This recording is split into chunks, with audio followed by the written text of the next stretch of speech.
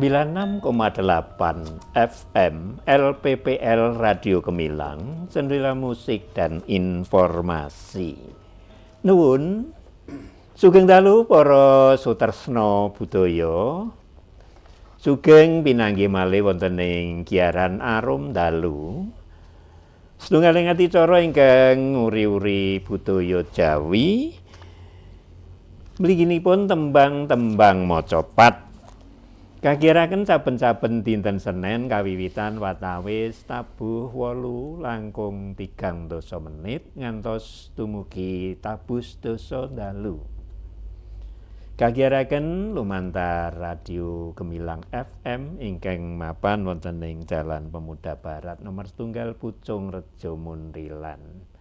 Kula tetiga sampun siaga malih badhe ngaturaken tembang-tembang macapat. Andi menika saderengipun ngaturaken tembang-tembang kula kepareng manggi kadang-kadang rumiyin. Sugeng dalu Pak Sigit.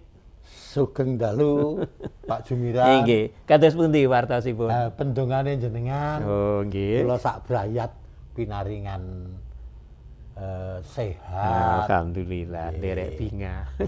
Tegesipun wong kesehatan niku wonten ingkang mestani larang regan. Inggih. Leres Ngaten nggih. Lan ugi wonten iring tengen menika wonten kadang kula sepuh Bapak Haji Sugiono. Assalamualaikum Pak Haji. Sugeng dalu. Waalaikumsalam, sugeng dalu. Terus pundi wartosipun iring kidul menika? Wah, nggih. Biasa to nikahanane kaya ngeten iki. Nggih. Wah, panas udan nggih. Udan panas. Udan panas nggih. Aling-aling.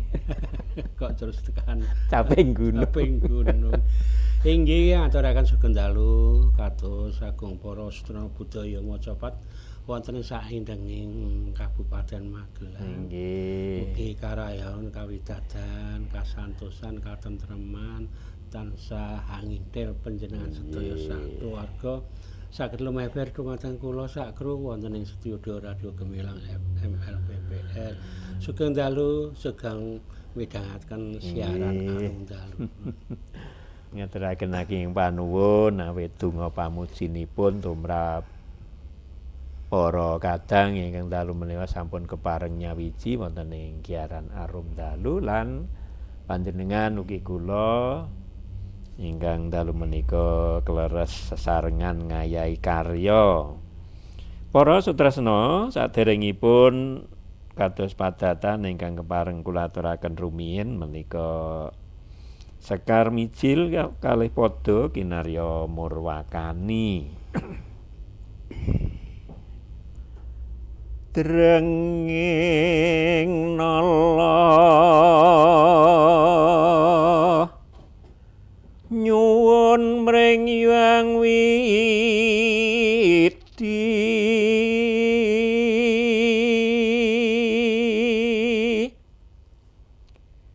mugi karahayon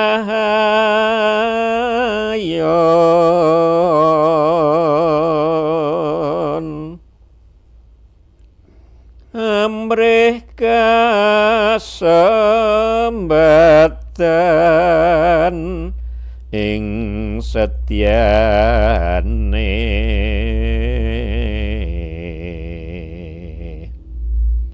nguri-uri kabudayan Jawi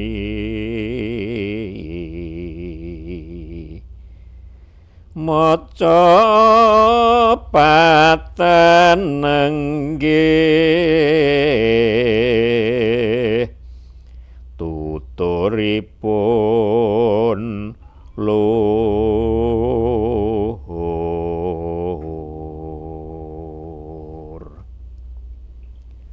monggo samya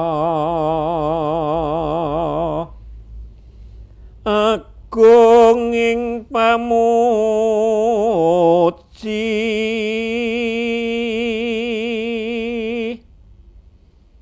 konjo ing yang manon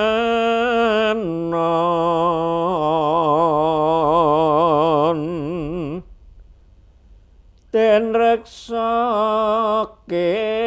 ngejim setan kudane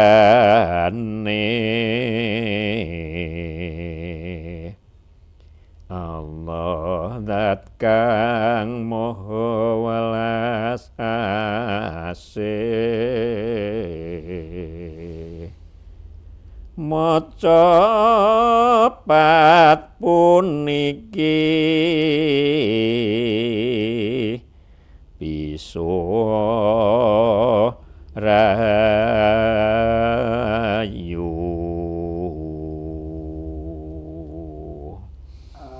inggih ing pangajap mila maca pat menika saestu saged lono kepara malah saya ngrembaka wonten ing tlatah Nuswantara.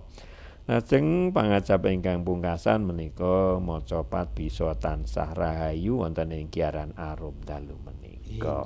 Inggih, pangajap mekaten Inggih, nggih. para pamidangat wonten ing dalu menika badhe ngaturaken serat menapa menika? Oh, serat Wasita Adi. Cobi nyuwun sewu Bapak Sigit. Serat Wasita Adi menika reptanipun Eyang Sudi almarhum nggih ingkang sampun damel cakepan ingkang badhe katuraken ing samangke pupuh dandang gula.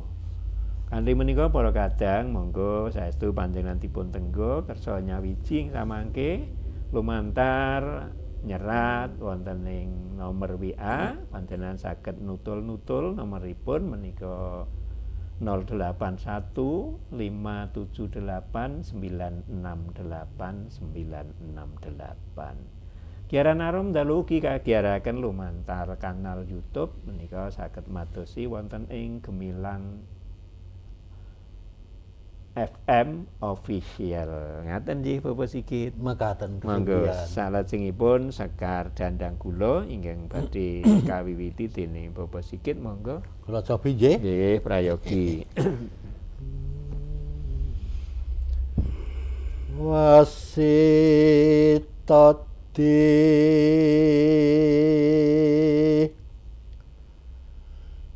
kamulyaning urip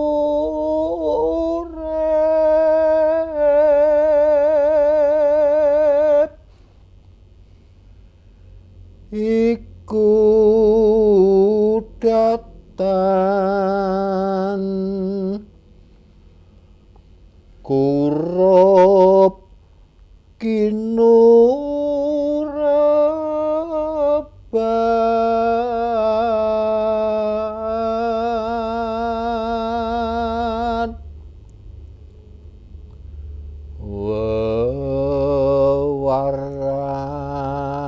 wewarah munggo werdine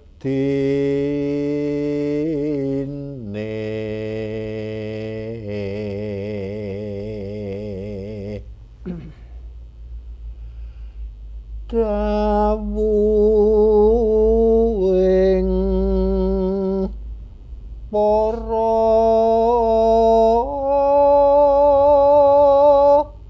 sepuh nenggih sepuh rasa myang batin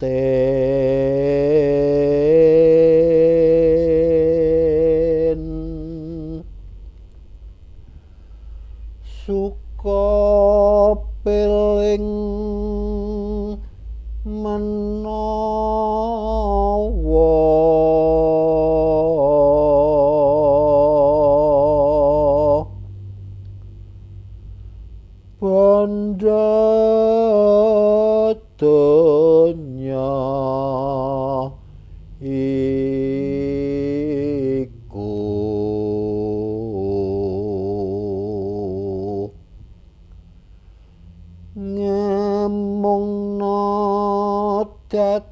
Widya Sarana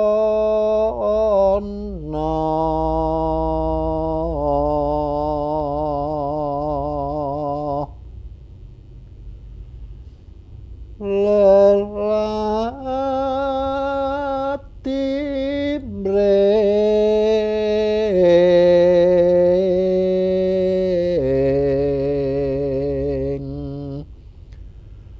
Gusti lan bebrayan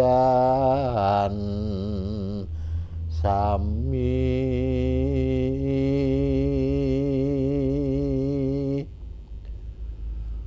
pramila den waspada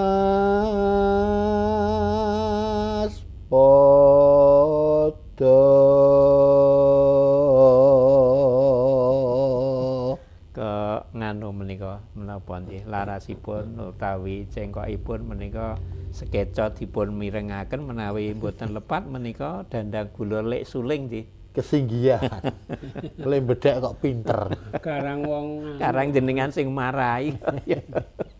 lajeng larasipun laras pelak Nggih, pelok 6 nggih. Monggo pun terasaken. lamun banget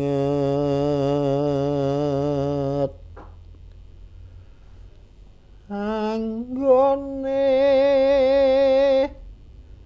ngrungkepi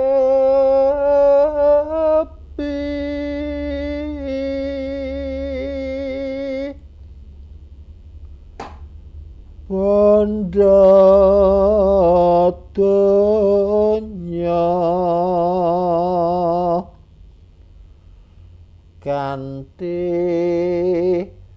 leluwian bakal kliru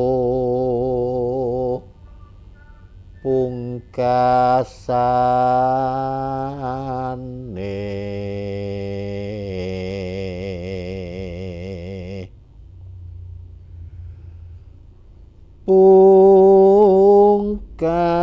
pungkase urip iku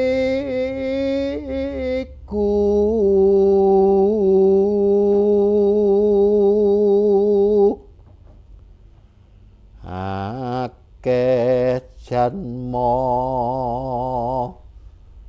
kang padha lali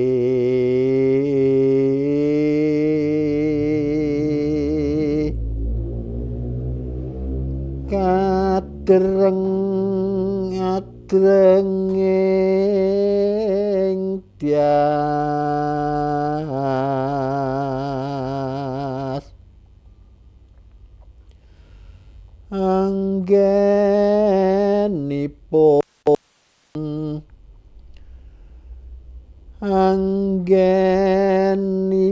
anggenipun ngudi bondo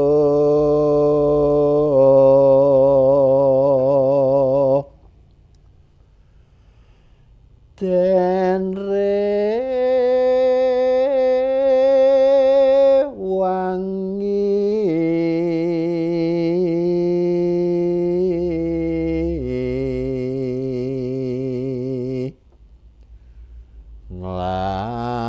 nglangkungi margi kang sisip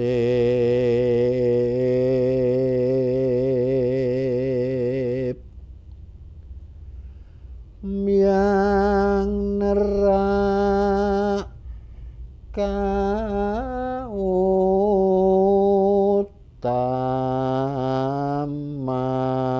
kautaman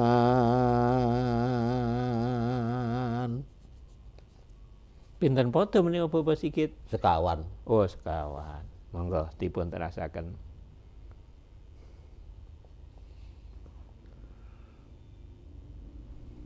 mongko yekti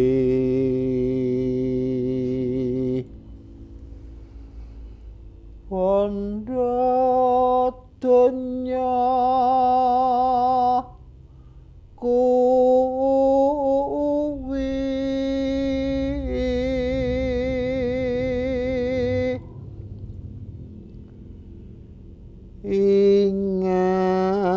ingaran tan kurup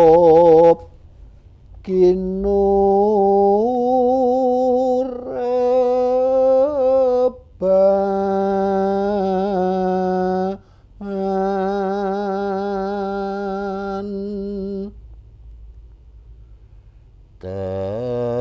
tegese ing gesang mangke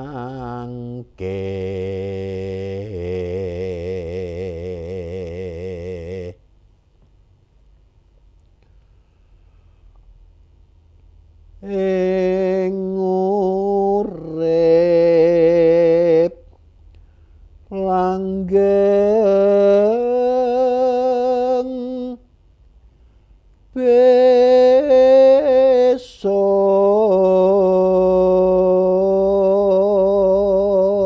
besok bondo donya datan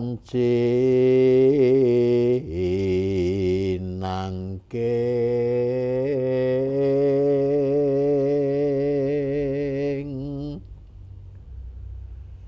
sedaya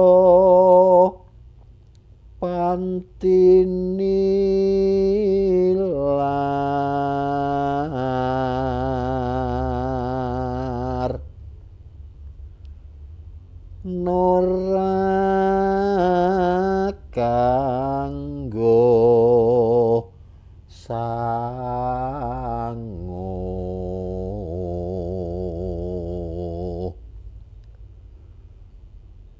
tan kurup rinung kepono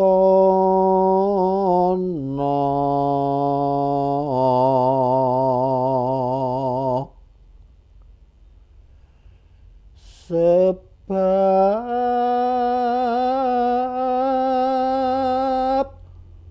mangke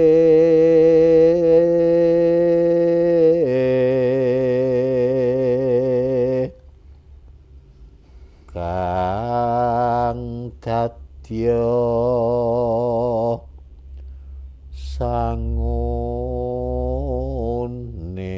sanguning bali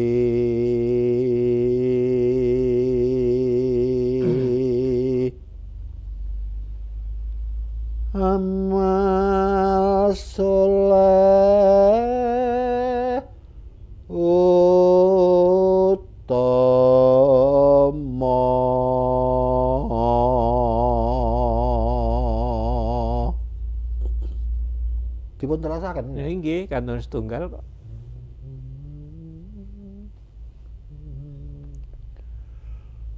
datan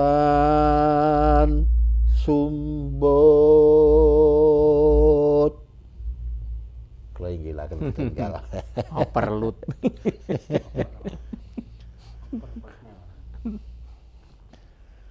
lamun angan tepi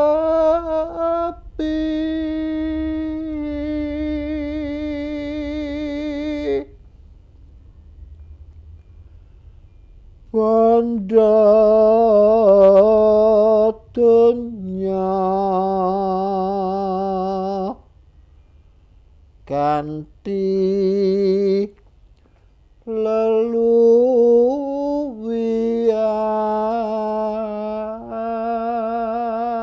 leluwian yen mati tinggalake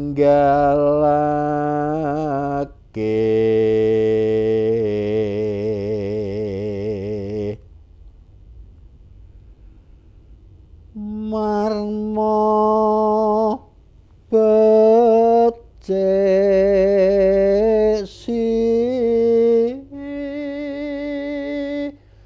reku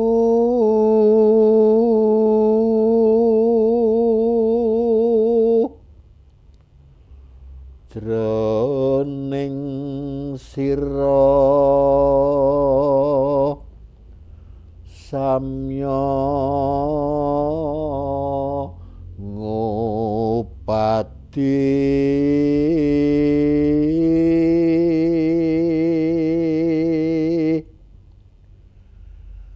medal margi utama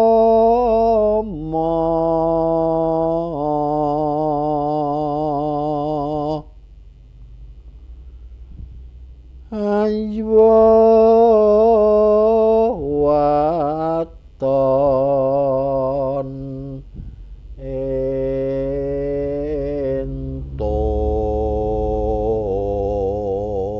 entuk besok panarsa tinanya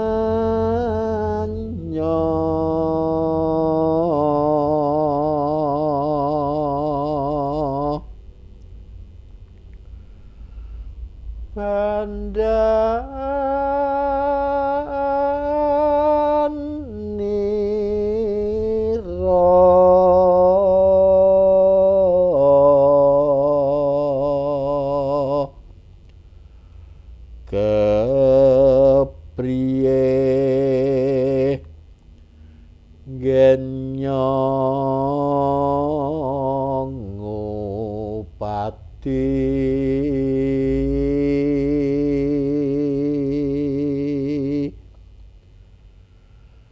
nuli kinarya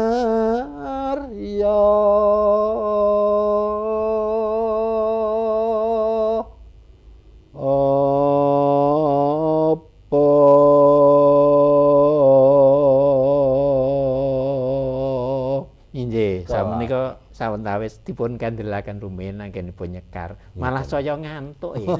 Le mireng nglir-lir. Nah menika mbok bilih cobi kula waosipun rumiyin, mangke lajeng menapa ingkang kasirat wonten ing Ngaten. Sekar Dandang kula wau mangke kersanipun Bapak Haji ingkang ngaturaken ketingkasanipun ngoten nggih. Tembungipun wasita adi. Wasita menapa Bapak Haji? Pangandikan weling. Pamandikan weling utawi pitutur utawi wasit menika. Wasit niku ya Wangsit napa saged ugi ngaten nggih Bapak sikit. welinge wasit wong. poli napa wasit Biasanipun nek tembung wangsit niku kan Wasita adi. istilahé omongane nggih pengendikane para luhur nggih. nah ngoten niku saged dipun tegesi pitutur ngoten niku wewarah ngoten nggih Warah adi menika adi menika sae utama langkung sae ngoten. sae Malah mbok pilih mboten namung Napa adi wonten? namung adi luhung. wewarah sing ora adi napa wonten wonten mboten Mas Haji Wonten. Nggih wonten mawon. Tumrap Kabeh ingkang kabeh niku ana ajak-ajak apik dateng ya ana tumindak awon. nggih to niku Oh, sok ngaten, balenipun nggih, nggih. Nggih. Cobi nggih kula ambali kula waos nggih Bapak Sigi. nggih Wasita adi kamulyaning urip iku datan kurup kinureban. Wewarah mungguh werdine dawuhe para sepuh nenggih sepuh rasa miyang batin. Suka peling menawa bondo donya iku ngemungna dadya sarana. donya ngomong nggih nggih terus Leladi mring Gusti lan bebrayan sami pramila den waspata. Sedo. Nah menika padha ingkang sepisan kula telasaken min nggih. Mangke Bapak Haji Sugiono kaliyan Bapak Sigit ingkang atur katingkasan ingkang langkung cetha. Lamun banget anggone ngrungkebi bondo donya kanthi leluwihan bakal kleru pungkasane. Pungkase urip iku akeh janma kang padha lali kadreng adrenging tias hardaning kang nafsu anggenipun ngudi bondo den rewangi nglangkungi margi kang sisip miang nerak kautaman kula telasaken rumiyin mongko yekti bondo donya kuwi ingaran tan kurup kinureban tegese ing gesang mangke ing urip langgeng besok bondo donya datan sinangking sedaya pantinilar nora kanggo sangu tan kurup rinung kepono sebab mangke kang dadya sanguning bali amal soleh utama. Lajeng ingkang pungkasan padha sekawan menika datan sumbut lamun angan tebi bondo donya kanthi leluwihan yen mati ditinggalake marma becik sireku jroning sira samya ngupadi medal margi utama hayya waton entuk besok pan arsa tinanya bandanira kepriye nggen ngupadi nuli kinarya apa. Nah menika samenika monggo Bapak Haji mbok pilih lajeng panjenengan ingkang langkung pono kaliyan Bapak Sigit sawetawis dipun jlentrehaken sesarengan monggo. Inggih kleresan saking para sedherek budaya mbok pilih wonten ing Sekar Dandang kula utawi kula Dawa nggih. Anggitanipun Yang Sudi menika sampun nedahaken nggih. Menika kanthi iraran tan kurup. Nggih. Kurupe niku napa contone mawon?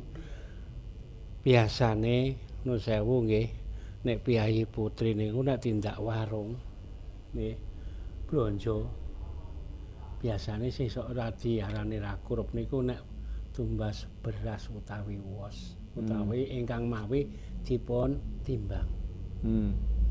Upami nggih tuku beras sekilo timbangane ning nggon sing dodol niku ning tekan omah mengke dipindhone kok ora kurup. Kok saged nggih? Kok ora kurup. Apa bocor apa? Nah niku wau ora kurup niku mesti biasane nek dinake ora kurup niku mesti kurang saka linimbang saka pasar mah. Nah niku kados dene wonten ing gesang menika nek ora kurup niku ya niku wae pangendikaning para sepuh, para pinter. Niku paring weling, paring pangandikan dhumateng nek Pak Guru utawi Ustad Kiai dhateng siswa utawi santrinipun menawi tiyang sepuh kalian putra-putra wayahipun. Ganti pangandikan le kowe mlaku sing jejeg aja mingar-mingar manut tuntunaning agama utawa ana ing sekolahan lan ana ing pondok. Karena menapa nggih ingkang dipun ngendikaken para wasis menika kaya mbut gawe ya sing tememen ning aja ngongso-ngongso. Namung menawi mboten kala mangsanipun ngongso ya dadi ora rampung iki gawean. Nggih Bapak Sigit nggih. Nggih kala mangsa tak rewangi adus keringet. Nah, nggih Tegesipun niku nganti- ingkang dipun wastani ngangsa niku pripun nggih? Ora njuk kaya Mas Sumiran iki sak gandhen iki kudu 1 jam rampung niku mboten nggih. Mboten. Ngangsa niku penggalihe sing dikalben penggali ngangsa nggih. Nek tenagane ya wis ra nyonggah kok. Saniki Mas Sumiran kon macul sak bedeng ukuran apa 3 meter kali wis ora nyonggah karena tenagane. Ning nek pas borong kok rusane jaman kok. Nggih. Niku Wis tahu saja.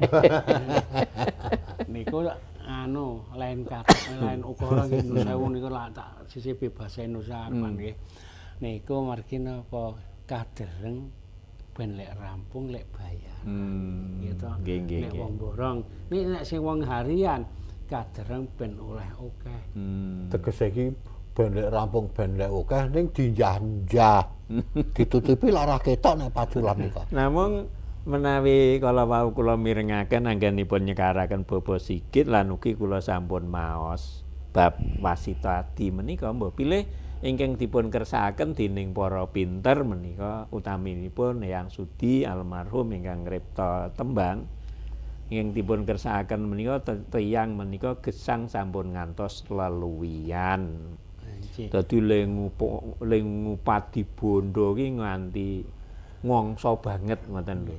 Malah kepara nglirwake kewajibane sing luwih utama ya kuwi menawi dipun ngendikaken Bapak Haji kala wau anggenipun ngibadah utawi menapa menika gayatipun kaliyan ingkang maha kuwaos kala wau. Nggih menika ingkang dipun kersakaken ben kurup niku ya mbut gawe ning amal ibadah amal saleh Aja lali. Aja lali nggih. Nek lali pembilahene nggih mung oleh dunyane tok ning akhirate gampangane ora oleh gitu. Lajeng wangsul malih kula nate ingkang tansah kula emut-emut menika ngendikanipun Eyang Wasita Jati menika dadi menungsa kuwi sing luwih becik kuwi sak madya aja leluwian. Mriku wonten kaum ya. Menika wonten ing mriki ugi dipun ngendikaken dipun serat wong ki sing sak madya sing baku wong niku aja sok seneng gawe cilakane wong liya. Nggih, kados dinten wonten ing mriki menika dipun sebataken ling golek bondo ya golek bondo mau kaya gawe ning ganti dalan sing bener aja nalisir saka pagerane mbut gawe kautaman nggih. Contone wonten ing mriki menika nakal nggih. Begal. Nakali karo kancane gitu. Ngetok. Nah, menapa menika? Ngetok. Ngetok napa? Wonten mandor ketok. ngetok bayaran. Nggih, Niku ya nakal. Bahasane iki kaya ngetok barang iki jare aku bingung. Ingkang dipun kajangaken wonten mriki menika ya napa nggih pisan aja ngakali ping pindho aja piye niku wau. Nggih bakenipun sedaya tumindak ingkang damel kapitunan tiyang sanes. Lajeng nalisir saking kautaman kala wau. Napa nggih nek kok ngoten niku ya niku wau ora kurup urip. Nggih. Karena menapa ing tembe menika menawi badhe wangsul ing wonten ing mriku dipun serat tegesipun tiyang menika ora mangkehipun menika badhe seda. Ngaten ta menika? Menika bondo donya ingkang anggenipun ngupadi ngantos ngoyo-oyo menika mboten badhe dipun bekta. Cinangking kala wau. Menawi ingkang kula sekaraken kala wau. Nggih. Aku ki karo nyekak karo nembang ki karo mikir-mikir. Mikir-mikir. Ha nggih. Ning ngraosaken ngoten. Saged kula tampi. Nggih. Menika anggenipun pados bondo. Nggih. Menika dipun sebataken bondo menika kala wau namung kangge sarana. Sarana gesang. Sarana mbangun kautaman. Kautaman. Menika ingkang sepisan. Nggih, nggih. Kaping kalihipun bondo menika arepa akeh sesuk nek mati ora takokke. Nek umpamane le ditakokke bandamu le oleh saka ngendi terus kok nggih apa. Nggih, dadi bondo ora digawa. Nggih ora digawa. Ingkang urut 3 ling golek bondo kanggo cara sing Kepriye. utama sing bener mergo sesuk nek mati arep ditakokke kados sing Takokke, panjenengan ngendikake nggih. wau sing Tegesipun. golekmu bondo kepiye. Nggih. Nah, Nanging menika bondo menika angsal sekedhik saha angsal kathah menika gumantung saking keprigelan saha kewasisanipun Piyambak, sowang-sowang. Inggih. Menawi menika bos armada mestine yo olehe yo akeh. Ning nek buruh Buruh sing macul, cilik-cilik, nggih, menika kaya mongko kula yo barang ora dina niki. sehat, Ah, iki nggih. mestine yo olehe yo Sithik. Mekaten menika nggih, menika ingkang dipun wastani aja ngoyo-oyo.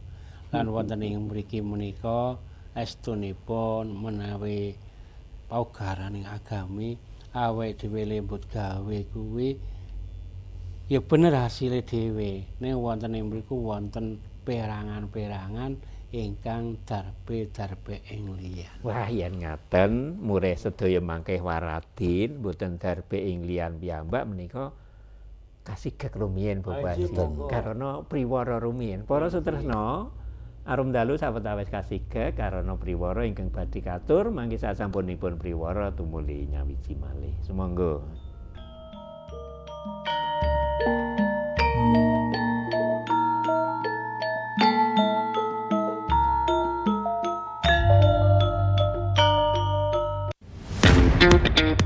Dengerin, kata siapa? Akses ke RSUD Merah Putih itu sulit?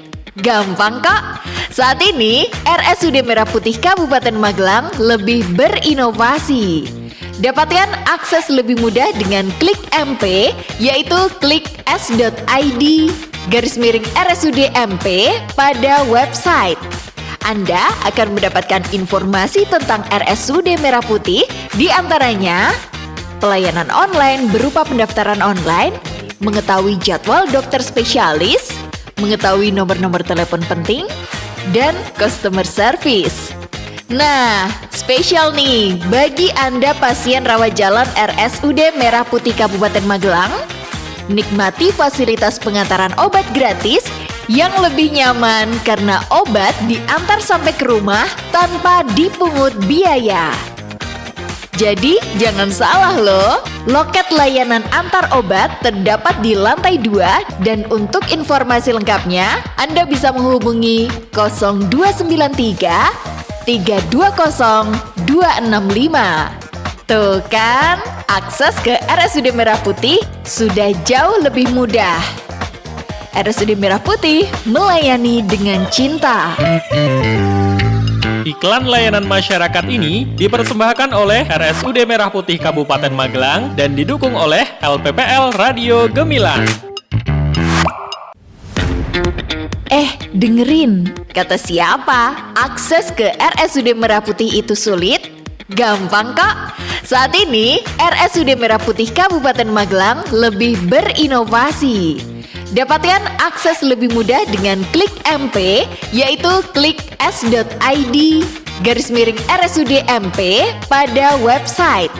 Anda akan mendapatkan informasi tentang RSUD Merah Putih, di antaranya pelayanan online berupa pendaftaran online, mengetahui jadwal dokter spesialis, mengetahui nomor-nomor telepon penting, dan customer service. Nah, spesial nih bagi Anda pasien rawat jalan RSUD Merah Putih Kabupaten Magelang, nikmati fasilitas pengantaran obat gratis yang lebih nyaman karena obat diantar sampai ke rumah tanpa dipungut biaya. Jadi jangan salah loh, loket layanan antar obat terdapat di lantai 2 dan untuk informasi lengkapnya Anda bisa menghubungi 0293 320 265. Tuh kan, akses ke RSUD Merah Putih sudah jauh lebih mudah. RSUD Merah Putih melayani dengan cinta. Iklan layanan masyarakat ini dipersembahkan oleh RSUD Merah Putih Kabupaten Magelang dan didukung oleh LPPL Radio Gemilang. Kabar baik untuk masyarakat Jawa Tengah dan sekitarnya. Pertanggal 25 April 2025, Bandara Jenderal Ahmad Yani Semarang resmi kembali berstatus sebagai bandara internasional. Sesuai dalam keputusan Menteri Perhubungan nomor KM 26 tahun 2025. Saat ini, sudah ada 3 maskapai yang siap membuka rute internasional dari dan menuju Semarang, AirAsia, Scout, dan Lion Group dengan rute langsung ke Malaysia dan Singapura. Sehingga meningkatkan pertumbuhan ekonomi daerah, mendorong pengembangan pariwisata, menarik lebih banyak investasi dan perdagangan, serta mendukung keberadaan kawasan ekonomi khusus di Jawa Tengah. Mari dukung langkah strategis ini demi masa depan Jawa Tengah yang lebih cerah. Semoga hadirnya penerbangan internasional ini membuka lebih banyak peluang untuk pariwisata, investasi, dan kesejahteraan bersama. Iklan layanan masyarakat ini dipersembahkan oleh pemerintah Provinsi Jawa Tengah.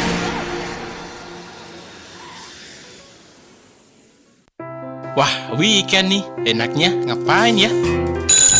Bro, goes yuk. Ayo, siapa takut? Oke, siap-siap dulu ya.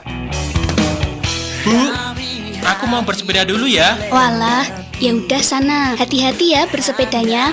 Biar aman, gunakan isyarat. Pasti Bu, syaratnya kalau belok kiri, tangan kiri lurus, jari diarahkan ke kiri. Belok kanan, tangan kanan lurus, jari diarahkan ke kanan. Kalau ada lubang, tangan kanan turun, dengan jari telunjuk diarahkan ke bawah jalan Bu. Gitu kan? Masih ada lagi. Kalau berhenti, tangan kanan diangkat ke atas, sembari jari dibuka. Kalau mengurangi kecepatan, tangan kanan diturunkan sambil menaik turunkan jari. Dan yang terakhir, untuk mempersilahkan mendahului, yaitu tangan kanan diturunkan, jari dibuka sembari diayunkan ke depan dan belakang. Walah, ternyata bersepeda juga ada isyaratnya ya Bu? Lah jelas itu, karena bersepeda aman itu dambaan semua orang.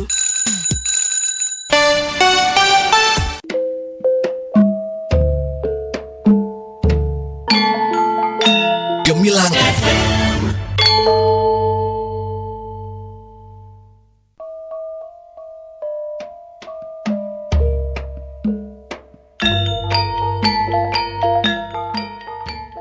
Inggih aturaken panuwun nggih katur para kadang pamidanget ingkang dalu menika sampun kepareng nyawiji sesarengan kalian kula wonten ing giaran Arum Dalu.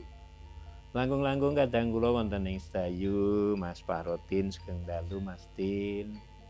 Mugi-mugi tansah kaparingan kesehatan lan dalu menika midhangetaken giaran Arum Dalu. Dipun tenggo WA-nipun ora bengi-bengi nek kirim WA engko ora kewaca.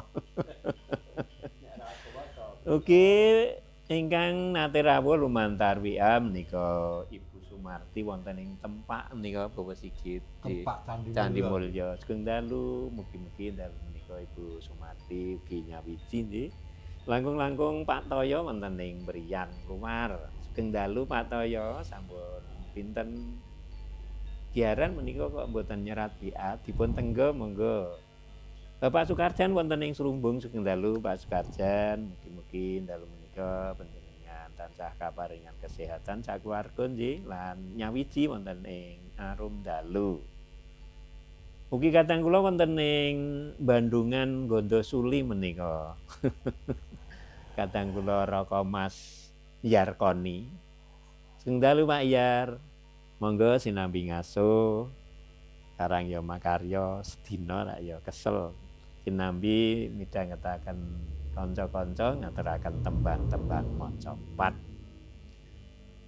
Lajeng wonten ing Banyu Biru menika wonten Pak Man nggih ingkang wonten ing Dipok Wates Bapak Mariati Bapak Tisarias sugeng dalu para kadang. Sugeng midhangetaken giaran Arum Dalu. Bapak Sigit mbok pilih kanca-kanca. Aturaken sugeng dalu, sugeng midhangetaken katur sing nomor 1 iki pepundhen kula. Nggih, oh nggih wonten ing Sambi Rembe. Antonius Budiarjo ingkang lenggah wonten Sambi Rembe. Pakem Sleman nggih. Nggih, sugeng dalu Pak Budiarjo. Lajengipun ngaler menika Mbak Wahyu Nani. Nggih. Mas Pur wonten. Budwijo. Nggih, Budwijo Bu Yuri Mocopat. nah nggih Bu Yuri Mocopat Sing ndi ta piyayene iki? piyayinipun menika Putri. Ya putri wong Wahyu. Ora ini kok. Lajeng menawi sing endi ra ya ling goleki angel karena mboten ketingal. dalemipun Tirtosari. Tirtosari. Sawangan. Lajeng Bapak Muhadi wonten ing Tigarwarung. Pak Bidul Kakang Gotong Royong ngaturaken sugeng dalu sugeng midhangetaken. Bapak Sarijan wonten ing depan terminal Secang saha Bapak Subianto Pak Kaji wonten ing Madya Candra Secang ngaturaken sugeng dalu sugeng midhangetaken. Pak Utuh lawan Ibu Nani wonten ing Ngrata Nggih. Pak Kamto, Pak Kasjo wonten ing Duka, sugeng dalu Pak Kasjo. Wah iki pawange ula. Ora pawange tekan. Nggih pawang ula. Pawange tekan dereng. Gentos Pak Bakul Tegan Putih, program. Menika Pak Mantep ngaturaken sugeng dalu. Pak Rehadi, Juragane Androng. Pak Gino, Pak Mujiarto, nggih mugi-mugi ndang sehat Pak Muji. Nggih sawetawis nandhang gerah nggih. Pak Jumino, lajeng Pak Sugeng, Mas Bambang, Pak Mantep, ngaturaken sugeng dalu. Mas Ranto wonten ing Gosara Borobudur. Nggih. Saha kanca-kanca paguyuban Mocopat wonten ing Giri Tengah. Wah nggih ingkang dipun pandikane kala rumiyin menika Mbah Robingan nggih kanthi kecidut-cidut. Lajeng sampun gumencer kalian Mas Basori. Pak Basori dan kawan-kawan. Wis pokoke aja Ya nganti le. ora ming jura apa kanca Mocopat niku ya juragan napa? Madu. Madu ya karo golek madu ning alas, ya karo tetembangan, ya dandang gula. Tesih mboten menika? Tesih. Monggo.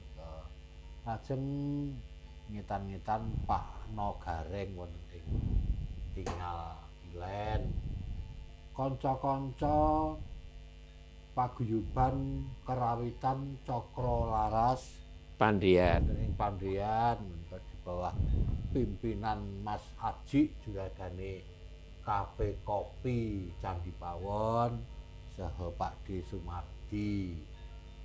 Pak Daryono, Pak Yanto, Pak Jarot, Pak Darsum deleng lho menika. Oh nggih. Pak Darsum wonten ing Bonjitan. Nggih. Iki kok urung nulis. Sopire andong. Nggih.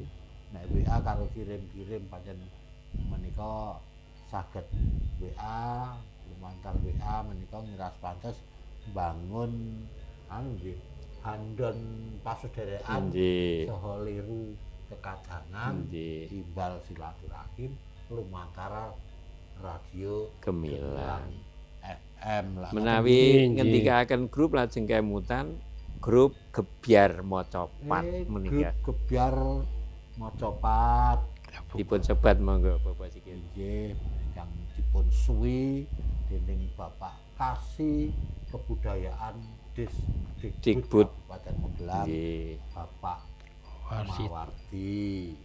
Saha dipun sembuyung dening para ibu-ibu pendamping lan bapak-bapak. Nah, ibu dan bapak.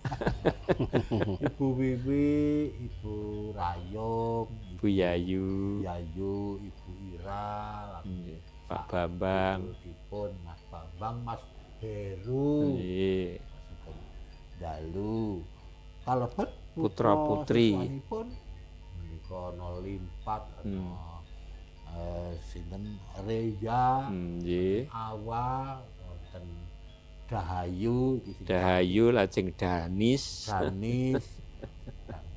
dan Merigo dan kawan-kawan. Resya. Mekaten mbok pilih Bapak Haji mbok pilih kadang-kadang ingkang ngiring kidul dipun Wih, kintuni monggo. Niki kula waya rada meri. Mas Sigit wis tekan Magelang kok mung derek sithik ora disenggol bakule bakmi. Pak No. Pak No. Kalian Karangkidul iki. Karangkidul kali Pak Kamto wonten ing Karanggading. Karanggading. Nggih Burani wonten ing daerah Pakelan ya. Inggih. Nggih, lajeng mengidul malih niku punden kula sepuh wonten ing Kauman Blondo Bapak Daryono. Saryono lan Mas Lawan nggih. Lajeng niku wau sampeyan Giri Tengah wis disebut saiki ya Sambeng Mbah Yoga Atmojo Pak Rawiyanto Pak Zamsi lan grup Moha Karawitan Sambeng nggih ingkang dipun sepuhi dening Bapak Zamsi lah. Lajeng mengalir menika wonten Mbah T Kakung Putri lan kadang kula sepuh wonten ing Soko Setunggal Soko Kalih Raka Mas Daldiri nggih lan sak keluarga mengalir wonten Pak Marodi lajeng Pak Nur Syahid Pak Rismi Mas Priyo Mas Heru mudu budayanipun Mas Kaji Prayitno Kedunggayang ugi Buyar Kasih lajeng Pak Sarono Pak Kaji Prayitno nggih lajeng Pak Misuwun Pak Sarpan nggih menika malih menika RT-ne setunggal Kleben Pak Parsono nggih sugeng midhangetaken ugi Bu Jumilah menika wonten Wonosari. Oh Bu Jumilah nggih Wonosari menika ingkang anu besanipun Bapak Yarkasi. Pak Yarkasi almarhum nggih Bapak Yarkasi nggih sugeng midhangetaken lumantar 96,8 Gemilang FM Mojopatan nggih monggo. Kadang kula wonten ing Kaliabun ugi dereng dipun senggol menika Raka Mas Sarmin menika sugeng dalu Mas Sarmin binjang-injang anji binjang-injang boten kesupen tindakipun radi gasik. Nggih. Sampun cekap Bapak Haji lan Pak Sigit. Sampun nggih. Ya nggih. Nah menika sampun wonten ingkang nyawiji cobi kula bikak rumiyin nggih para kadang. Sugeng dalu kadang kinasih ingkang ngangeni. Nah menika ana tembung ngangeni iki wis sambethek aku. linanggung Bapak Jumiran, Bapak Sigit Widodo, Bapak Haji Sugiono minangka pangarsa Mojopat. Matur nuwun, mugi-mugi ndadosaken panglipur saha tambahing pangertosan babagan basa Jawi. Nah, menika saking kadang kula ingkang tansah njinggleng menika. Matur nuwun nggih Mas Warodin ingkang saestu sampun tansah ngatosaken nggih. Nggih. Mugi-mugi tetep kaparingana kesehatan, kabagian. Ngaten nggih, Bapak Sigit. Ngaten nggih. Monggo. Anu napa kukuwe ana. Nah, nggih. Ah nggih. Engko ra terus le nembang ora apa kae nek jeruk-jeruk ngono. Kok nembang kuwi jeruk-jeruk kuwi. Kendal jeruk. Ngendal jeruk. Pilih prayogi dipun terasaken monggo sekaripun. Sekaripun menapa Mas Haji? Woi nggih meniki ingkang lajengipun niku judule Aja Dumeh. Aja Dumeh. Nggih ingkang dipun rangkem wonten ing Sekar ingkang dirangkem kuwi basa Indonesia ya. Nggih, nggih. Ingkang napa? Ingkang dipun sinerat wonten ing Pucung nggih. Mojopat Pucung. Lajeng dipun terasaken dipun sekaraken kemawon Bapak Haji monggo. Waduh, saenipun ingkang nyekaraken Nah nggih Bapak Haji rumiyin kok menika sampun dipun asta kok. Kersanipun ngendikanipun piye cara ketong sak padha Nah nggih kalih napa 3 Pucung ki mung cendak-cendak kok. Mung tumati. Bener lagi. Nggih. Leres. Lagi apa? Rangkenan kalih tembung lamun dipun udar pranyata weh warah peling aja dumeh musna piwulangira. Wah, maca rada kangelan iki. Nggih alon-alon mawon kok engko rek saya apal. Aja dumeh Nggih saya dhuwur iki. kalamun si nambung tembung sugih bondo donya kok dadi ilang. Ya leres. Leres niku leres Ajar. sae kok. Ajar. Aja aja dumeh. Aja lah dadi lali. Aja dumeh. Tapi diambali saking inggil. Tak balane sewah iki lumrah iki ana selingan kok nggih ana garu barang iki. Ha nggih. Pancen senine ngoten niku. Aja dumeh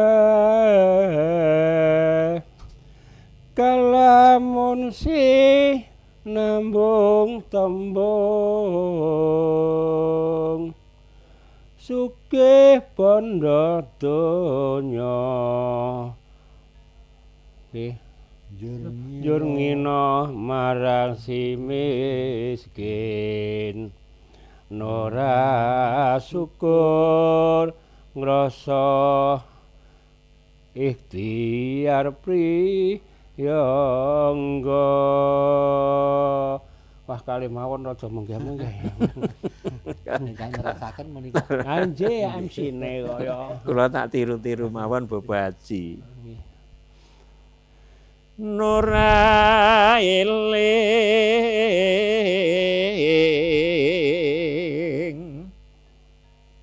lamun sugih miskin iku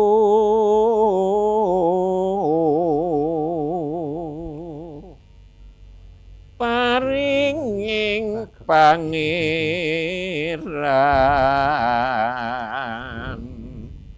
samangsa pan owah kingsir lamun sugih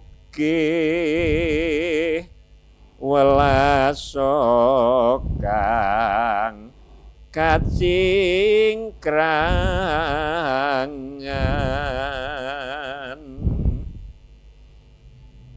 aja dumeh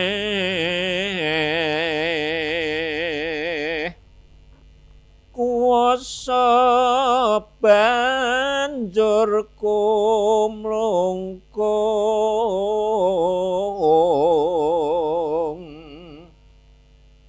njur watak sawenang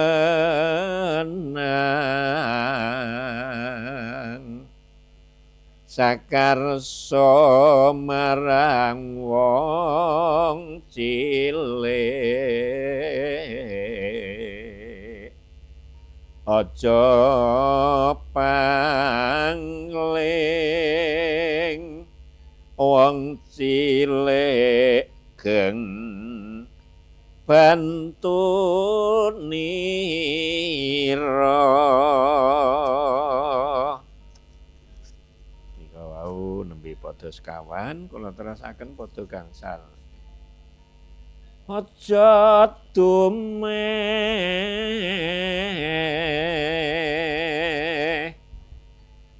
pinter nuli watak umum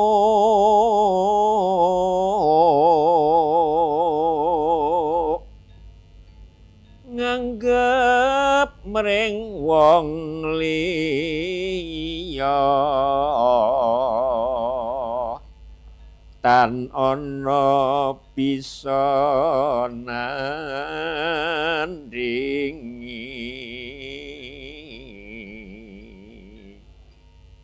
Nadyan pinter yen apes keblinger bisa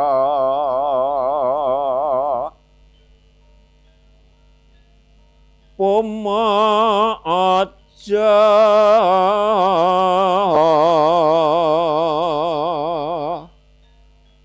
tumeh laki dipun gunggung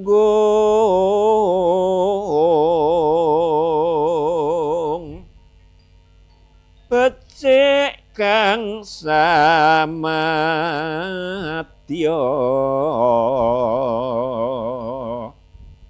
wong urip keh kang luwih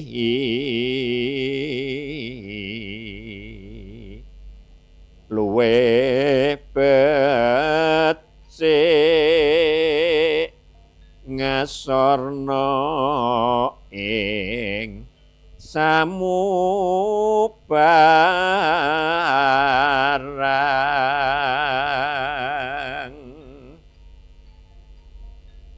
Mbok pilih namung nempa rumiyin menika. Waos malih bisa Nggih. cetha. Ngaten nggih kula waosaken. Wasitadi menika saking napa nggih? Tembung aja dumeh menika kasunyatan mila kathah sanget ingkang dipun wiwiti saking tembung aja dumeh. Mung dumadi rerangken kalih tembung. Nah, aja dumeh menika namung saking kalih tembung. Lamun dipun udar pranyata weh warah peling. Nah, menika. Aja dumeh raosna piwulangira. Nah, menika. Lajeng dipun terasaken padha kalih aja dumeh kalamun sinambung tembung sugih bondo donya njur ngina marang si miskin nora syukur ngrasa ikhtiar priyangga padha kalih lajeng padha 3 nora eling lamun sugih miskin iku paringing pangeran samangsa pan owah gingsir lamun sugih welasa kang kecingkrangan aja dumeh kuwasa banjur kumlungkung njur watak sawenang sakarsa marang wong cilik aja pangling wong cilik geng bantunira menika padha sekawan lajeng tesih kalih padha kula terasaken kula waos nggih padha gangsal menika aja dumeh pinter nuli watak umuk nganggep mring wong liya tan ana bisa nandingi nadyan pinter yen wis apes keblinger bisa lajeng padha pungkasan 6 menika pomo aja dumeh lagi dipun gunggung becik kang samadya wong urip keh kang ngluwihi luwih becik ngasorna ing samubarang. Jadi di atas langit masih ada langit. Monggo Bapak sikit dipun nganu menika dipun inggih sekedhik kala wau aturaken katerangan. Ingkang dandang kula wau yak kuwi bondo kuwi semono kuwi ora dhewe kabeh ning sebagian ana wek yatim piatu wong miskin. Ngoten. Nah wonten ing mriki menika kula namung badhe aturaken mbok pilih bondo donya menika wonten ing mriki mboten dipun beta nggih, beta mati gampangane ngoten niki. Ananging menika namung unen-unen ingkang baken bondo donya niku estunipun saged dipun apa beta nanging wujud sanes. Nggih. Prisa ingkang kula aturaken Dereng menika. wujud sanes menika bondone wekmu kuwi kok nggo apa? Kok nggo amal becik apa ora? Nek sing arep kok nggo sangu ki ya mestine nggo amal becik, amal saleh. Nggih contonipun ya ngopeni cahyatin apa meneh karo keluargane sing kekurangan niku ya diopeni. Weweh dhateng ingkang kecingkrangan kala wau. Nggih. Pramila wonten ing mriki Dadi ora medhit ngoten nggih. ora medhit nggih. Lajeng kaya niku wau ora songaran dumeh duwe bondo njuk sak geleme dhewe ning kudu eling karo wong liya tangga teparone. Ben bondone mau sesuk kena nggo sangu teking lono, teking pati. Ngadhep sowan mring Kang Gusti Kang Maha Adil menika dipun istilahipun napa nggih diwujudke liya ge ngamal becik ngoten mawon nggih mawon nggih. Bondo ben ramuspra, ben kurup niku ya lek arep ngurupke pripun ya tunggale tetep ge amal saleh ge tumindak kang. Lajeng nggih wangsul kados ngendikanipun Bapak Sigit kala wau. Dadi bondo ki le golek ki carane kepriye lajeng anggenipun ngecakaken sampun leres menapa dereng menika. Namung menika lajeng nek le golek kanthi dalan sing bener halal niku ki ngamal becik tansaya apik nggih. Nek le golek biasane ning niku biasane nggih. Nek le golek kok kanthi dalan sing ora bener le ilang ya ora genah gitu. Napa niku jamane ya lek ilang to lek kelong ngoten ora genah ya pigunane iki ora ana piguna. Tegesipun mbok bilih tembung ingkang gampil menika bondo donya menika menawi anggenipun ngupati kanthi cara ingkang kirang leres menika mboten badhe berkah. Ngaten ta menika. Lajeng menika dipulajengaken tembung kalih ingkang aja dumeh nika nggih. Aja dumeh nika. Monggo Bapak Sigit sawetawis dipun aturaken. Nggih. Menjane ming aja karo dumeh. Dumeh ning wonten padha wonten pupuh pucung menika lajeng awake dhewe iki diajak miwiri ngonceki. Ngitung-ngitung. Ning ana weling ingkang tamat wonten ing Sekar menika. Nggih, ingkang kados pundi cobi? Nah, ingkang sepisan menika menawi pas digunggung. Tegesipun digunggung menika kados pundi menika? Jumlah. Gek keturutan. Keturutan yuk dadi wong gedhe, dadi wong sugih, dadi wong makmur, dadi wong kuwasa. Mriki lajeng aja njur sak kersane dhewe marang wong cilik. Nggih. Padha-padha titah lho. Nggih, kula mudeng niku sakniki. Terus kersane dhewe iki nek omong ora kena selani. Tastes. Nek rapat menangan nang desa usal-usul. Usal-usule kok usil. Nek ra dienggo nesu. Nggih. Ora kelingan sakjane wong sing cukup, wong sing gedhe, wong makmur kuwi ya butuh wong cilik. Contone ana wae. Menekke gendeng loro. Bisa wong gedhe napa wong gedhe wong makmur petakilan prikelan menek anda munggah ngempyak munggah gendeng ora iso. Tetep butuh wong cilik. Lah wong mancing wae ora iso nyunduk lur. Njaluk tulung karo sing wong cilik sing kulunat turut awak. Tulung di terus sanesipun ta iki pertandane ingkang ngendika menika mantan pemancing.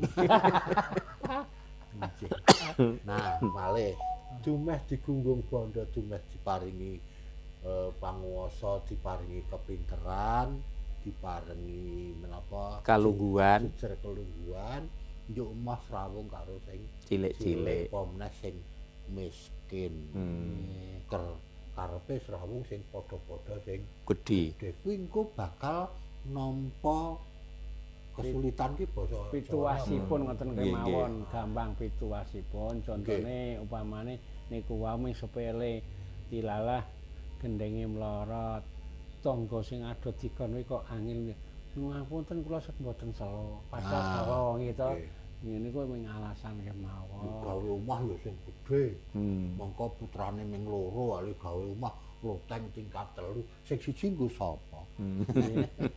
Mongko nek gawe omah apik tingkat 3 mongko diplester sing alus kae. Kuwi engko sing cilik kuwi ora wani mlebu. Ora wani kula nuwun. Ora wani sanjarono.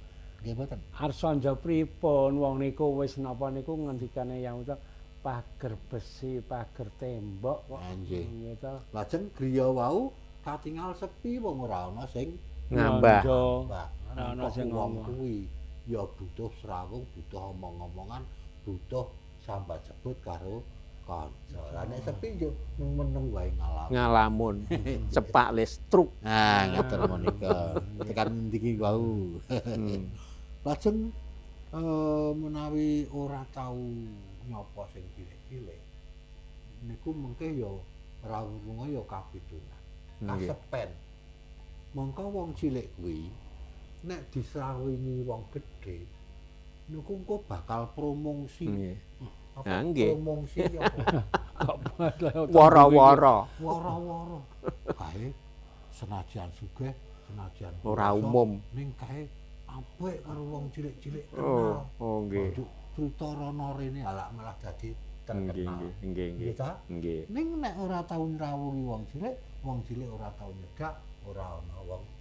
Monggo kula nate mireng ugi menawi para pinter menika ngendikaken cara basa Indonesia niku lajeng manusia itu adalah makhluk sosial yang tidak akan mungkin bisa hidup sendiri tanpa bantuan orang lain. Leres.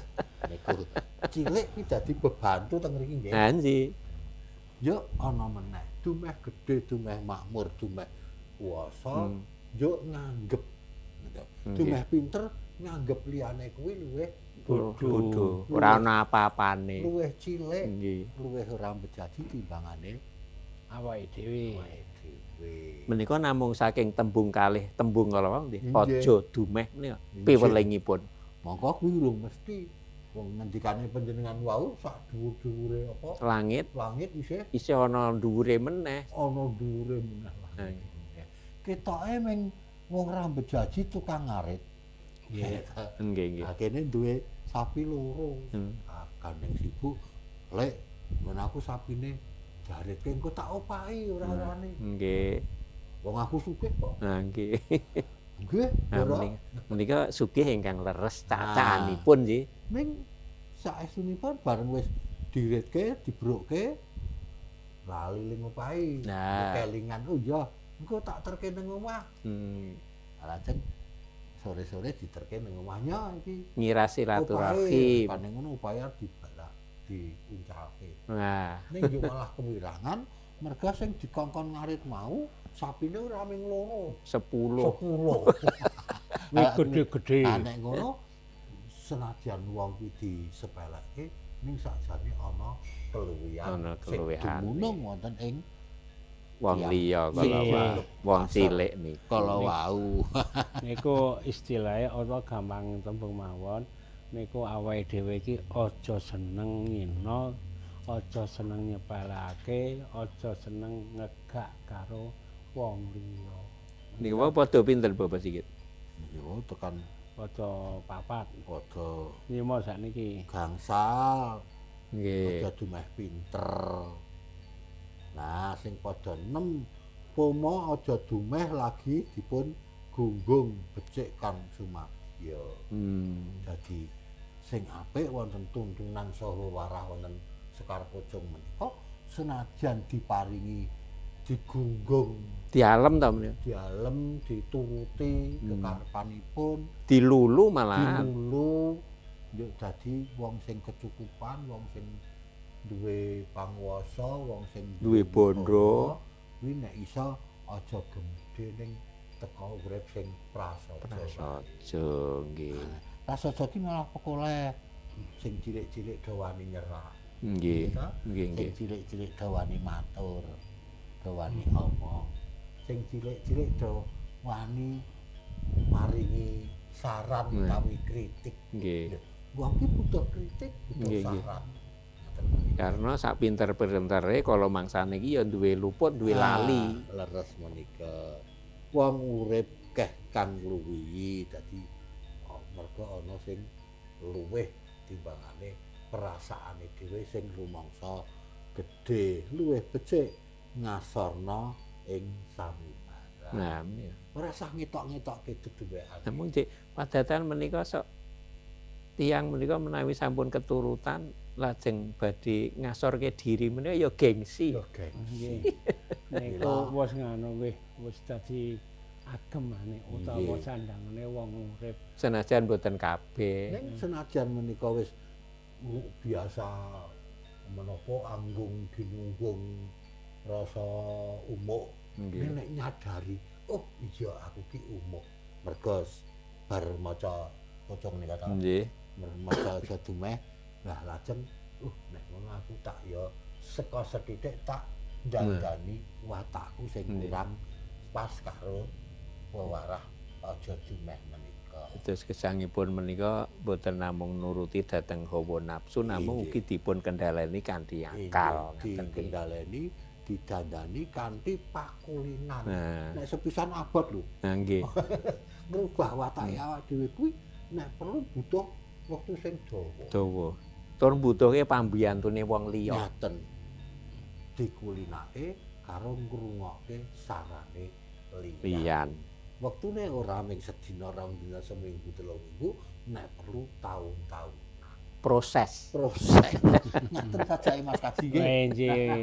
Menika ugi sampun ketawis kok Raka Mas Sigit. Mbok pilih tetiyang ingkang kala wau ingkang istilah ya wis duwe bondo nggih Pak. Ning nek arep kumpul karo wong niku pun ketok. Wis gampangane nek didhawuhi nek ning desa ki apa gotong royong. Gotong royong. Gotong royong. Rukunan niku mbuh babagan resik-resik lingkungan napa sambatan nggih niku pun ketara kok nek le tindak le rawuh niku wis padha wong umum wong sing ra duwe niku mengko mesti gelem temantang mesti gelem nyawiji nek le tindak mrono ki isih necis ora kelakon nek arep apa nyawiji Nggih. mesti aku pokok nusungi gendeng arep. Namung wonten ingkang piyantun ngaten menika kula ugi nate mrangguli. Dados senajan wonten ing mriku menika piyambakipun boten tumut-tumut temandang kanthi fisik nggih menika namung lajeng paminipun para kadang sanesipun sami makarya iki udute lajeng piyambakipun ngedalaken sos pinten-pinten wadah menika sampun mujudaken tandha Ngaten. menika raos nggih menika. Menawi panjenenganipun menika badhe dadi siji sing Nggih. cilik-cilik ya ora oleh kok. Ah nggih. Panjenengan lenggah mawon. Nah, kalau mangsanipun ngaten menika dados batine ning udute. Nggih. menika klebet sampun wonten raos Nggih. manunggal menika. Nggih. Namung kanthi caranipun piyambak. Nggih, menika nganu nggih. Kanggo titikan nggih nek kaya niku wau mestine ya gelem nyawiji nek yo wis teko ming gampane nek cara wong desa petentang niku wis ora kena dialap. Mosok Mas Kaji rawuh kok ya njuk melu-melu ngunggeni Nah, nggih. gebal ya mesti ora oleh to. Ingkang tiyang kathah nggih lajeng mesakaken ngaten ta. Nggih, Mas niku Kaji njuk lenggah mriku mawon. Ah. Nang rawuh wis Pun seneng. paring donganipun nggih. Niku ngaten lho niku. Awake dhewe ya le nganu kuwi aja jarak nun sewu niki mau aja jarak aku tak nandangi sing nek aku nandangi ki mesti ya nandangi liyane sing kira-kira pantes. Nggih. Pantes sih. Misale kancane do angkat junjung usuk utawa awake dhewe sing enteng-enteng ndawani gendeng saka loro. Niku ora kelakon nek muni arep ampun nganu wong niku jenenge kerja bakti. Lah niku wis mertandani nek ki ambake aja domae niku mau wis rada apa nggih rada mendho. Nggih. Rada mendho wis arep nyawiji karo tangga teparo ngegongke sesrawungan, ngegongke tembayatan. Nggih. Nggih mugi-mugi niku ya mung omongan kebutuhan nek sik mirengke mugi-mugi wonten guna paedahe. Mangke napa niku. Nggih. Sing kuwasa makmur kuwi nek kersa nggatekke liyan. Kersa ngrungokke keluh kesahe sing Cilik. Niku biasane engko dadi sarana leda bebrayan kuwi. Desa paseduluran. Tulung tinulung, Nggih. daya Dinayan. bantu Binantu. eling ingelingan. Nah. Ngaten nggih. Para kadang kasunyatan jumbuh kalian irah-irahanipun wasita adi. Tak sampunipun dipun sekaraken lajeng sekedhik dipun onceki menapa ingkang kaserat wonten ing Sekar Dandang Gula lan Pocong kala wau mila saestu sae sanget mujudaken setunggaling wasita estu tur mila nggih adi kanthi menika ing pangajab nggih senajan kados dene namung tiyang gegujengan wonten ing dalu menika pangajabipun sageda sawetawis hamimbui minangka pemut tumrap kula lan panjenengan sedaya murih gesang menika saestu nggadhahi makna ingkang leres boten dados tiyang ingkang lajeng kesupen kalian tembung-tembung menika aja dumeh mila panjang lan rawa sanget menawi dipun nuncaki semantena mbok bilih kula tetiku anggenipun ngaturaken kathah ingkang sisip menika awit kiranging pangertosanipun kula tetiga para kadang namung karana wekdal ingkang winates sanget pramila kula tetiga nyuwun pamit pangajabipun saged pinanggih malih wonten ing dinten Senin ingkang badhe dumugi kados padatan menika Sekar Pangkur ingkang badhe kaaturaken dening Bapak Sigit kinarya mungkasi Giaran Harum Dalu. Prokadang lan prasutresna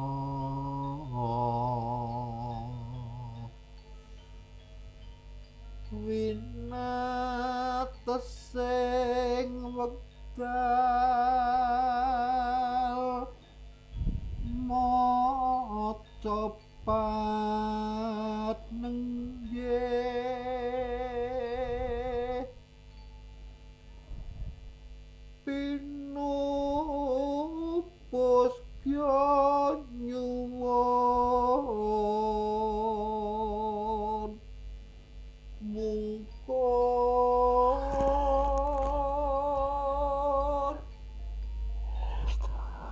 nyenggana kunging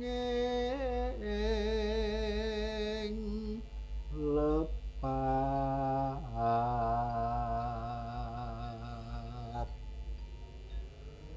wicara sastra basa lan unggah ungguh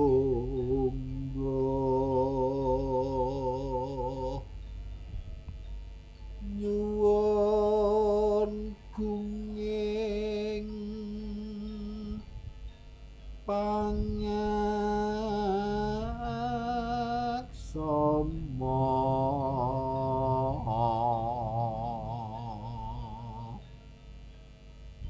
antuk wilasaning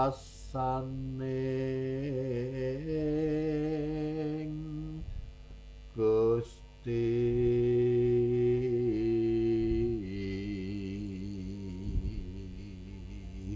Cekap semanten para pamirsa budaya Giaran Harum Dalu ing wekdal menika kula tetiga ingkang ngayahi karya minta pamit ing pangajab saestu mugi saged pinanggih malih wonten ing giaran candhakipun Pacapipun budaya Jawa muga-muga bisa tansah lono, kepara bisa saya ngrembaka, utaminipun maca pat menika mugi tansah saged ngawiyat. Nuwun, nuwun, nuwun. Assalamualaikum warahmatullahi wabarakatuh.